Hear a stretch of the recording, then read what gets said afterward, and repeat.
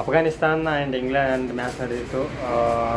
Toss Afghanistan ಅವ್ರು ಗೆದ್ದುಬಿಟ್ಟು first batting ಆಡ್ತೇವೆ ಅಂತ ಹೇಳ್ಬಿಟ್ಟು ಇದು ಮಾಡಿದ್ರು. ಸ್ಟಾರ್ಟಿಂಗ್ 3 ವಿಕೆಟ್ ಹೋಗ್ಬಿಟ್ಟು ಡಮ ಅಂತೇಳಿ.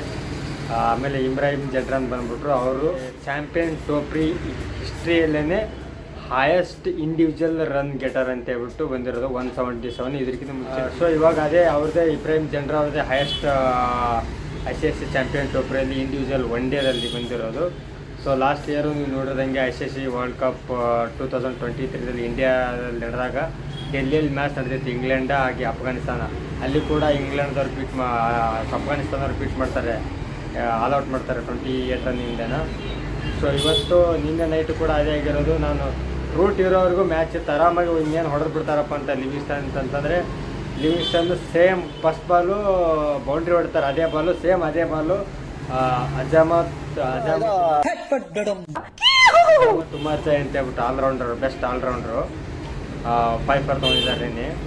ಸೊ ಅವ್ರೇನಪ್ಪ ಅಂತಂದರೆ ನಿನ್ನೆ ಕಟರ್ಸ್ ಜಾಸ್ತಿ ಯೂಸ್ ಮಾಡಿದ್ರು. ಯಾಕಂತಂದ್ರೆ ಗೊತ್ತು ಇಂಗ್ಲೆಂಡ್ದವ್ರಿಗೆ ಪೇಸ್ ಹಾಕಿದ್ರೆ ಹೊಡಿತಾರೆ ಅಂತ ಹೇಳ್ಬಿಟ್ಟು.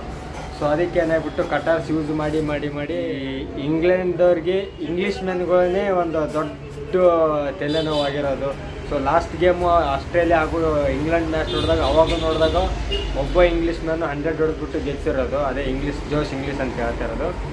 ಸೊ ಇವಾಗೂ ಅಫ್ಘಾನಿಸ್ತಾನದಲ್ಲಿ ಇಂಗ್ಲೀಷ್ ಅಂತಂದರೆ ಯಾರಪ್ಪ ಅಂತಂದರೆ ಜಾನಥನ್ ಟ್ರಾಟ್ ಹೆಡ್ ಕೋಚ್ ಇವಾಗ ಅಫ್ಘಾನಿಸ್ತಾನ್ ಟೀಮಲ್ಲಿ ಹೆಡ್ ಕೋಚು. ಸೊ ಇವರು ಜಾನಥನ್ ಟ್ರಾಟ್ ಬಂದು 2013 ICC ಚಾಂಪಿಯನ್ ಟ್ರೋಫಿ ಆಡಿದ್ರು. ಸೊ ಇವಾಗ ಅವ್ರ ದೇಶದ ಟೀಮಿಗೇ ಕಂಟಕ ಆಗಿಬಿಟ್ಟಿದ್ದಾರೆ.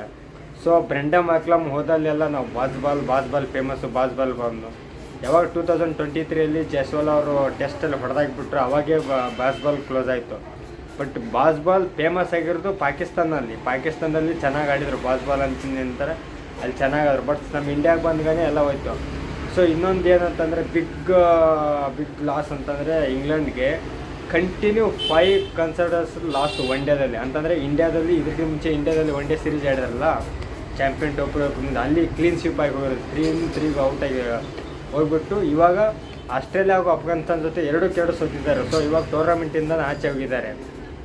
ಸೊ ಒಂದು ಕ್ರಿಕೆಟ್ ಆಟವನ್ನು ಹುಟ್ಟಿಸಿದಂಥ ದೇಶನೇ ಇವಾಗ ಯಾವ ಪರಿಸ್ಥಿತಿಗೆ ಬಂದಿದೆ ಅಂತಂದರೆ ಏನು ಇಲ್ಲದೇ ಬರುವಂಥ ನಾರ್ಮಲ್ ಆಗಿರುವಂಥ ಒಂದು ಟೀಮನ್ನು ಬಂದು ಹೊಡೆದ್ಬಿಟ್ಟು ಟೂರ್ನಮೆಂಟಿಂದ ಆಚೆ ಆಗ್ತಾರಂತಂದರೆ ಎಷ್ಟು ಇವಾಗ ಇಂಗ್ಲೆಂಡಲ್ಲಿ ಪ್ರಾಬ್ಲಮ್ ಆಗಿದೆ ಅಂತೇಳಿ ಗೊತ್ತಾಗುತ್ತೆ. ಸೊ ಇಂಗ್ಲೆಂಡ್ಗೆ ಏನಾಗಿದೆ ಅಂದರೆ ಇಂಗ್ಲೆಂಡು ಕಟ್ಟು ನಿನ್ನ ಗಂಟು.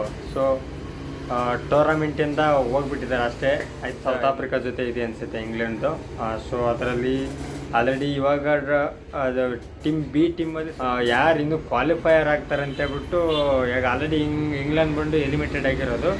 So Afghanistan, Australia, south Africa ಈ 3 ಟೀಮಲ್ಲಿ ಯಾರು ಒಂದು ಕಂಪಲ್ಸರಿ ಸೌತ್ ಆಫ್ರಿಕಾಗೆ ಗೆದಿಬೇಕು, ಇಲ್ಲ ಅಂತಂದರೆ ಆಸ್ಟ್ರೇಲಿಯಾದವ್ರಿಗೆ ಗೆದಿಬೇಕು, ಇಲ್ಲ ಅಂತಂದರೆ ಅಫ್ಘಾನಿಸ್ತಾನದವ್ರಿಗೆ.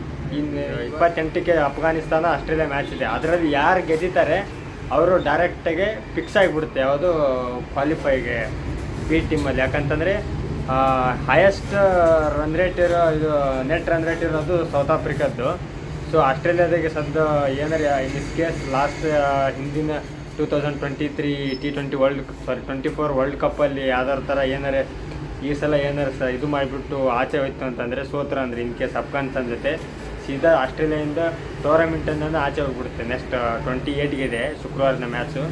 ಸೊ ಅದೊಂದು ಕೈ ನೋಡೋಕೆ. ಸೊ ಯಾಕಂದರೆ ಅಫ್ಘಾನಿಸ್ತಾನ ಜೊತೆ ಮ್ಯಾಚ್ ಆಗೋವರೆಗೂ ಇನ್ನೂ ಯಾವುದು ಫಿಕ್ಸ್ ಆಗೋಲ್ಲ. ಸೊ ಅದರಲ್ಲಿ ಯಾವ್ದು ಗೆದ್ದಿತ್ತಂದರೆ ಫೈನಲಿಸ್ಟು ಆಗಿಬಿಡುತ್ತೆ.